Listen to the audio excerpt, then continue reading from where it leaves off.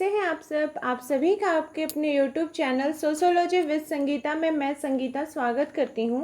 और आज का जो हमारा क्लास है ये आपको यूपी पीजीटी के लिए तो हेल्पफुल रहेगा ही, साथ ही साथ ये नेट एग्ज़ाम या यूपीएससी के एग्ज़ाम के लिए बहुत ही ज़्यादा हेल्पफुल रहेगा, क्योंकि हमारे यूजीसी नेट के यूनिट 6 में हम लोगों को विनिमय सिद्धांत को देखना होता है, विनिमय और उपहार टाइटल के नेम से। और हमारा जो पीजीटी का सिलेबस है उसके अंतर्गत भी हमें सामाजिक विनिमय का सिद्धांत देखना होता है। तो सामाजिक विनिमय का जो सिद्धांत है इसको बहुत सारे थिंकर्स ने अपने थॉट्स दिए थे। तो मैंने ये कोशिश की है कि आपको आज के वीडियो में ही, आज के क्लास में ही जितने थिंकर्स हैं सारे थिंकर्स के वे क्या बोलना चाहते हैं विनिमय सिद्धांत के अंतर्गत, उनके अपने अपने क्या अलग अलग थ्योरीज है, उन सभी को मैं कवर की हूँ। तो इसलिए क्लास को स्किप ना करते हुए आप लोग लास्ट तक देखें, क्योंकि इसमें विनिमय सिद्धांत को पूरा डिटेल्स में आप लोगों को बताया गया है। इसके पहले भी मैं 2 क्लासेस में विनिमय सिद्धांत के बारे में बताई हूँ, जिसमें कि आपका मेलिनोवस्की जी का कूला रिंग है, लेवी स्ट्रॉस जी का थ्योरी है, या स्पेशल विनिमय सिद्धांत को लेकर है। तो अगर उस वीडियो को आप लोगों को देखना है तो मैं डिस्क्रिप्शन में उसका लिंक दे दूंगी, आप वहाँ पर भी जाकर देख सकते हैं।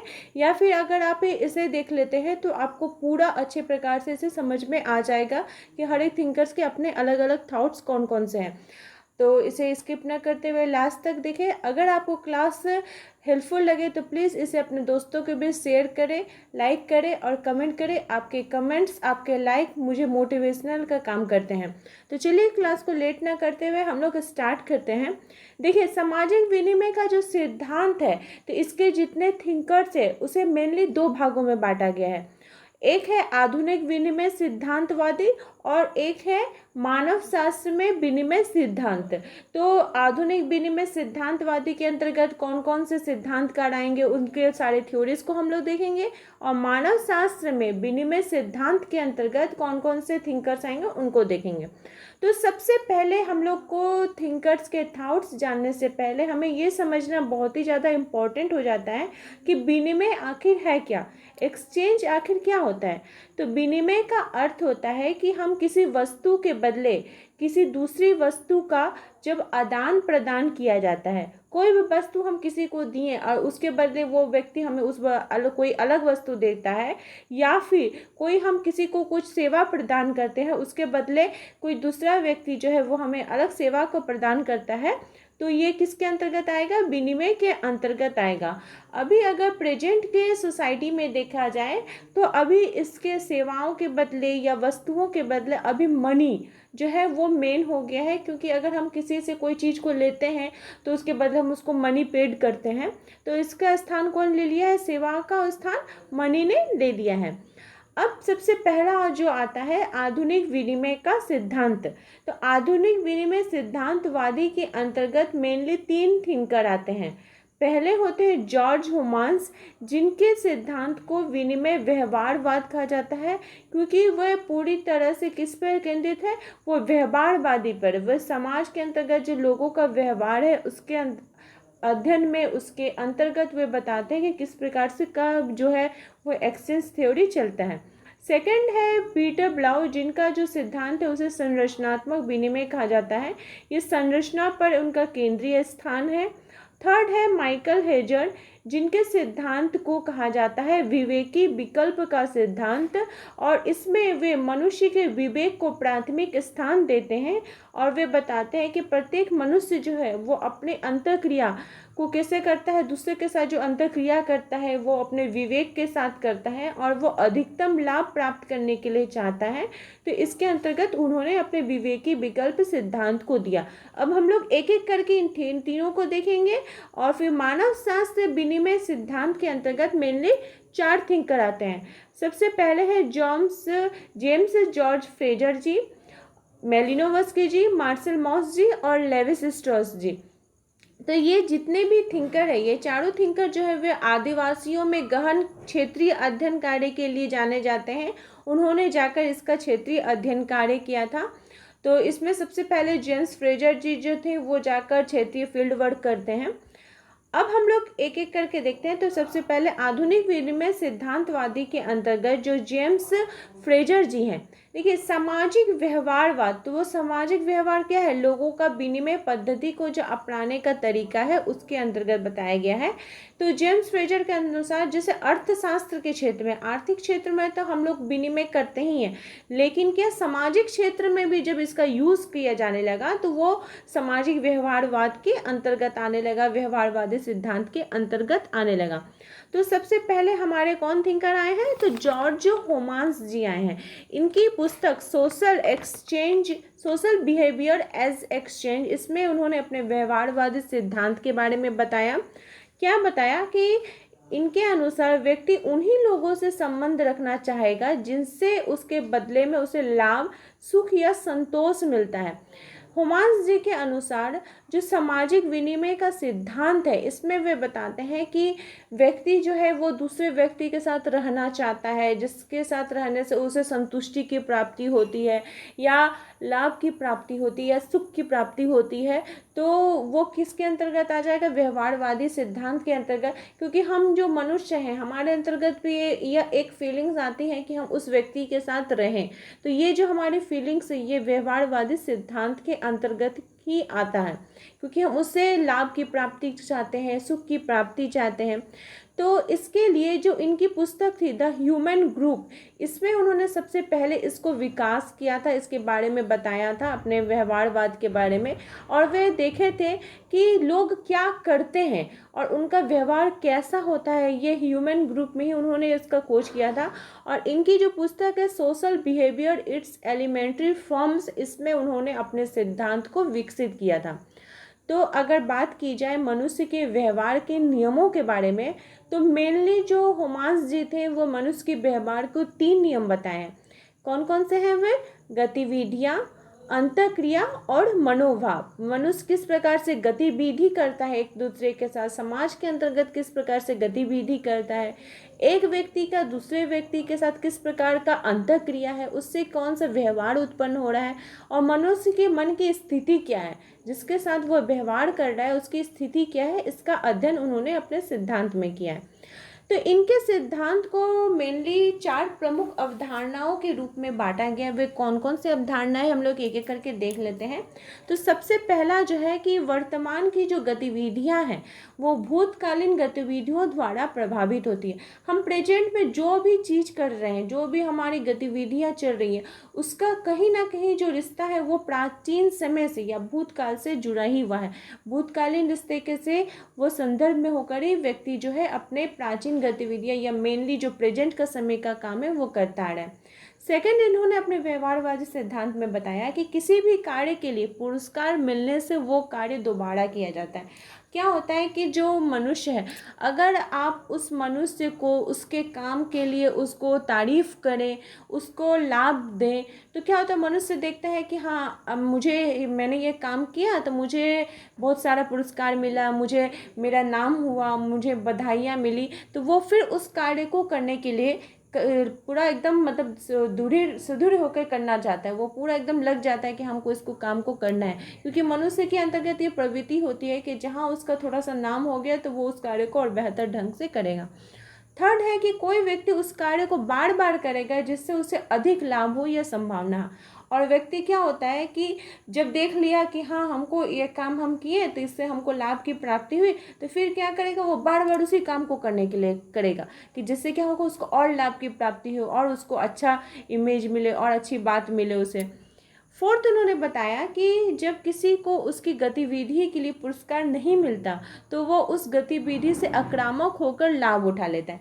इसमें क्या हुआ कि मान लीजिए कि कोई व्यक्ति है, कोई किसी का मदद किया, दूसरे व्यक्ति का मदद किया, लेकिन जो दूसरा व्यक्ति है वो पहले व्यक्ति को थैंक्स भी नहीं बोला, उसके द्वारा किए गए मदद को कोई कृतज्ञता भी व्यक्त नहीं किया, तो वो क्या हो जाए, पहला व्यक्ति आक्रामक हो जाएगा, बोलेगा कि अरे उसने हम जो उसको इतना हेल्प किए तो कोई मेरा मदद नहीं किया, तो वो और थोड़ा आक्रामक होकर जैसे अब उसको लाभ हो, दूसरे व्यक्ति को लाभ नहीं पहुंचा के वो अपना लाभ देखने के लिए जो काम करता है, जो व्यवहार करता है, वो इसके अंतर्गत आ जाता है।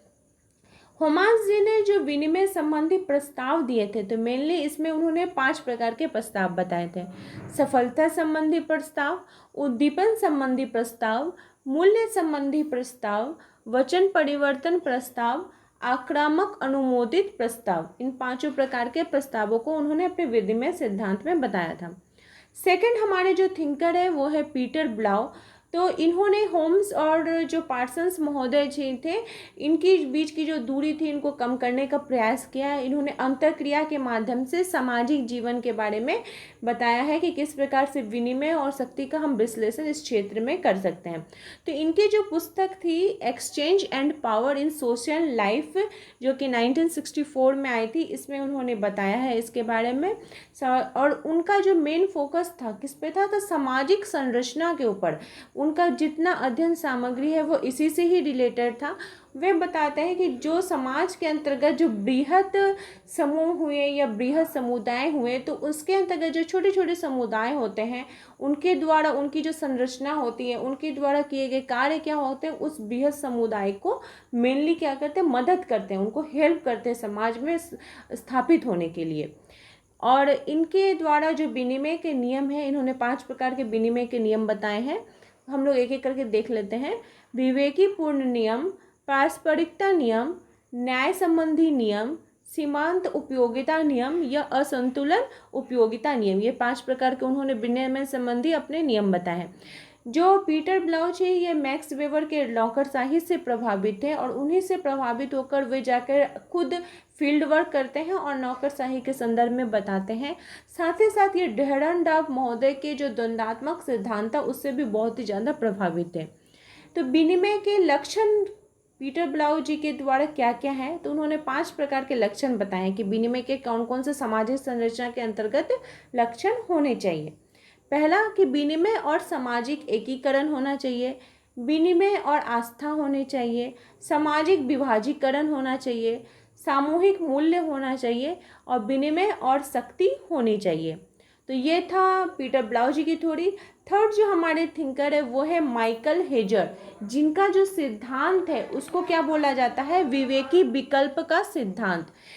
उन्होंने अपनी पुस्तक प्रिंसिपल ऑफ ग्रुप सॉलिडेरिटी, जो कि 1987 में इन्होंने इस बुक की रचना की थी, इसमें वे बताते हैं कि प्रत्येक मनुष्य क्या होता है कि अपनी अंतःक्रिया दूसरों से अधिकतम लाभ लेना चाहता है और वो अपने विवेक के आधार पर जो कार्य करता है, उन्होंने विवेक व्यवहार को इसका प्राथमिक स्थान माना है।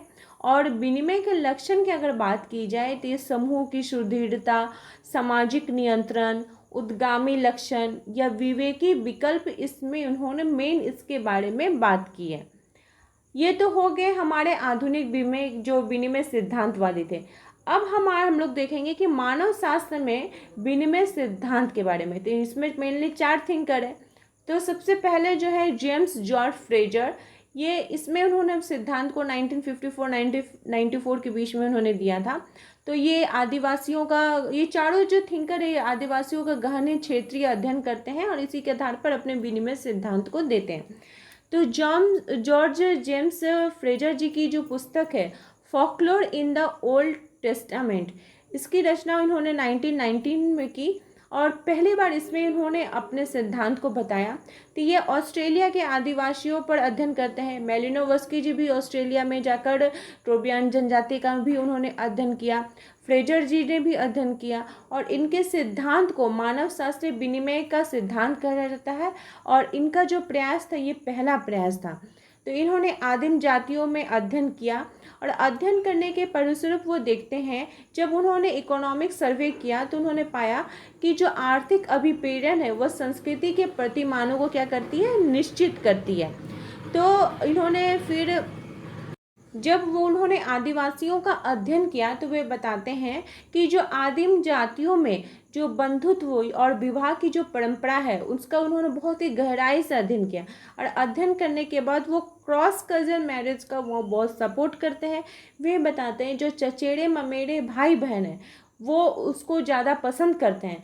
क्यों पसंद करते हैं कि इनके पास बधू मूल्य चुकाने के लिए कुछ नहीं था, इसलिए ये चचेरे ममेरे भाई बहनों के बीच विवाह को प्रोत्साहित करते हैं कि एक के बदले एक का विवाह हो जा रहा है।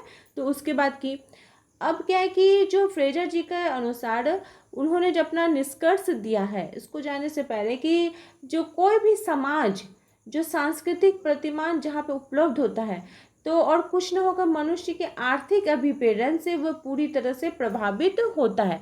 तो इनके अगर निष्कर्ष की बात की जाए तो विनिमय प्रक्रियाएं बुनियादी आवश्यकताओं की पूर्ति करती हैं। सेकेंड, उन्होंने बात की कि विनिमय प्रक्रियाओं के परिणाम स्वरूप अंतःक्रिया के प्रतिमान निर्धारित होते हैं। और थर्ड, इन्होंने बात की कि इस तरह से सांस्कृतिक प्रतिमान यानी अंतःक्रिया की जो पद्धतियां होती हैं, जहां आवश्यकताओं पूर्ति करती है वहां ऐसा ही व्यवहार करने के लिए व्यक्ति पर दबाव भी डालती है।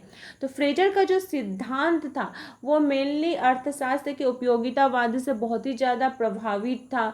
वह सांस्कृतिक प्रक्रियाओं के पीछे बहुत ही ज़्यादा आर्थिक अभिप्रेरण मानते हैं, और वह पहले ऐसे विचारक थे जिन्होंने पहली बार स्वतंत्र पद्धति से विनिमय सिद्धांत को प्रतिपादित भी किया था। सेकंड हमारे थिंकर है मेलिनोवस्की जी। मेलिनोवस्की जी का जो सिद्धांत है वो मनोवैज्ञानिक अभिप्रेरण का सिद्धांत है, और ये बुनियादी जो विनिमय का आधार है इसमें उन्होंने गैर भौतिक यानी सांस्कृतिक को मानते हैं। विनिमय जो है ये सामाजिक सुदृढ़ता को कायम करता है। भौतिक या आर्थिक विनिमय को क्या होता है कि सांस्कृतिक का वो प्रतीकात्मक विनिमय के रूप में देखते हैं, और इसी आधार पर वो फ्रेजर महोदय का विरोध भी करते हैं। अगर आपसे क्वेश्चन पूछा जाए कि मेलिनोवस्की जी किसका विरोध करते हैं, किनके सिद्धांत का विरोध करते हैं, तो फ्रेजर महोदय का वो विरोध करते हैं। तो मेलिनोवस्की जी का जो सिद्धांत था इसमें वे बताते हैं कि जब आदिम समाज के सदस्य सांस्कृतिक या सामाजिक विनिमय होता है तो उनके पीछे कहीं भी आर्थिक अभिप्रेरण नहीं होता। वे आर्थिक अभिप्रेरण को मेनली फोकस नहीं मानते, वो किसको मानते हैं तो मनोवैज्ञानिक पद्धति को वो मेनली मानते हैं कि मनोवैज्ञानिक आधार पर जो सामाजिक विनिमय होता है वही मेन होता है। वो आर्थिक अभिप्रेरण की बात किनके द्वारा की गई है, फ्रेजर महोदय जी के द्वारा, लेकिन इनका बात को वे खंडित करते हैं। तो इनका जो अध्ययन है वो फील्ड वर्क है वो उन्होंने ऑस्ट्रेलिया के ट्रोबियान जनजाति में किया था, और यहीं पर उन्होंने अपने कुला विनिमय के बारे में बताया था कि जो दक्षिणी पश्चिमी महासागर है, प्रशांत महासागर, वहाँ के जो माइलू द्वीप के जो वासी हैं उनके द्वारा जो विनिमय किया जाता है, जैसे सफ़ेद मूंगे का बाजूबंद या लाल मूंगे की माला, तो इसके बारे में उन्होंने बात की है। अगर आपको कुला रिंग के संदर्भ में जानना है तो मैं डिस्क्रिप्शन बॉक्स में कुला रिंग के बारे में दे रही हूँ, आप वहाँ पर जाकर इसको देख सकते हैं, पूरा डिटेल्स में इसके बारे में बताया गया है। अब हमारे नेक्स्ट थिंकर है जो मार्शल मॉस जी। इनके सिद्धांत को विनिमय संरचनावाद या एक्सचेंज स्ट्रक्चरिज्म के बारे में बोला जाता है, और इन्होंने अपनी पुस्तक द गिफ्ट में इसके सिद्धांत को दिया था। विनिमय का कारण समाज की संरचना को मानते हैं, सामाजिक संरचनावाद के ये बहुत ही ज़्यादा समर्थक थे। संरचनात्मक विनिमय का सिद्धांत इनके द्वारा दिया गया था। ये फ्रेजर महोदय के उपयोगितावाद सिद्धांत को नकारते हैं। ये मेन तरीके से सोसाइटी को ही मेन मानते हैं, और विनिमय व्यवहार के पीछे समाज के जो नियम होते हैं उसी को वे सर्वोपरि मानते हैं। अब हमारे फोर्थ थिंकर हैं लेवी स्ट्रॉस जी। इनके जो सिद्धांत था उसको संरचनावादी बोला जाता है, ये भी सामाजिक सिद्धांत के रूप में था, और इनकी पुस्तक the elementary structure of kinship 1969 में इस बुक की रचना की गई थी। इसमें उन्होंने नातेदारी का विनिमय सिद्धांत दिया था, और इसी के अंतर्गत उन्हें बताते हैं कि जो व्यक्ति है, जो रिश्ता उसके साथ किसी व्यक्ति के साथ निभाता है, या जितने भी तरीके के समाज के अंतर्गत रिश्ते हैं, रिलेशन है, वो कहीं ना कहीं लाभ से ही जुड़े हुए हैं। अगर लाभ नहीं होगा तो रिलेशन भी नहीं रहेगा। इसी के संदर्भ में वो पॉटलेज के बारे में बताते हैं, बेगा जनजाति का। फिर लाबोला के बारे में बताते हैं। लाबोला क्या होता है कि जो साउथ अफ्रीका का एक ऐसा ट्रेडिशन है कि जब उसमें जो लड़का पक्ष का होता है यानी वर पक्ष के लोग क्या करते हैं, वधू पक्ष के माता पिता को सम्मान देते हैं, क्योंकि वे अपनी बेटी उन्हें देते हैं, तो इसके लिए सम्मान में उनको जो पुरस्कार दिया जाता है, जो विनिमय किया जाता है, एक दूसरे के साथ एक्सचेंज किया जाता है, वो लाबोला के अंतर्गत आता है। लेवी स्ट्रॉस जी की भी थ्योरी डिस्क्रिप्शन बॉक्स में मैं दे रही हूँ, आप वहाँ पर जाकर इसको चेकआउट कर सकते हैं। तो यही थे सारे थिंकर्स जो कि विनिमय सिद्धांत को अपना बताए थे। आई होप आपको आज की क्लास हेल्पफुल लगी होगी। अगर आपकी कोई भी क्वेरीज है तो प्लीज़ मुझे कमेंट में बताएं, और अगर आपके कोई भी क्वेश्चंस है तो प्लीज़ मुझे कमेंट करके बताएं। मेरे चैनल के साथ बने रहने के लिए आप सभी का धन्यवाद।